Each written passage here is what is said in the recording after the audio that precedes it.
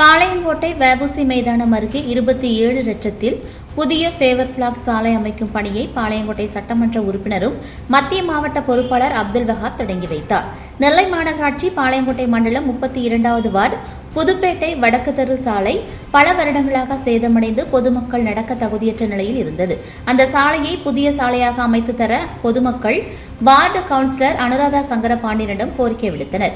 அதனைத் தொடர்ந்து கவுன்சிலரின் முழு முயற்சியில் புதுப்பேட்டை வடக்கு தெருவில் சாலை அமைப்பதற்கு 27 லட்சம் ஒதுக்கீடு செய்யப்பட்டது. தொடர்ந்து சாலை அமைப்பதற்கான பணிகளின் தொடக்க விழா நடைபெற்றது. விழாவிற்கு வார்டு கவுன்சிலர் அனுராதா சங்கரபாண்டியன் தலைமை தாங்கினார். நெல்லை மத்திய மாவட்ட திமுக பொறுப்பாளர் அப்துல் வஹாப் எம்எல்ஏ கலந்து கொண்டு புதுப்பேட்டை வடக்கு தெருவில் பேவர் பிளாக் சாலை அமைக்கும் பணியை தொடங்கி வைத்தார்.